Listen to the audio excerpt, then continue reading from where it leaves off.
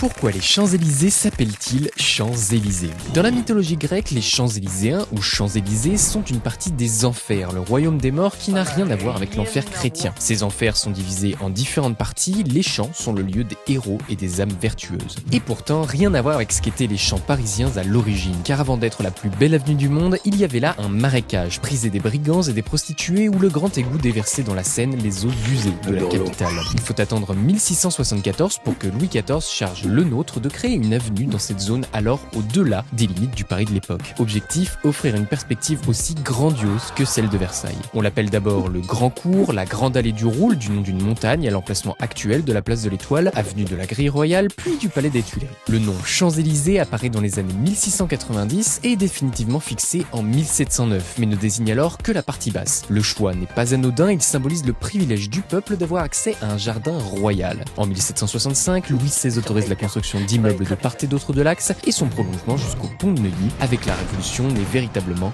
l'avenue des Champs-Élysées. Encore longtemps malfamée, elle est progressivement prisée des Parisiens, particulièrement après les travaux de réaménagement de Rambuteau et d'Haussmann au XIXe siècle. Jusqu'à être digne des vers d'Homère, aux Champs-Élyséens qui sont tout au bout de la terre, c'est là que la plus douce vie est offerte aux humains.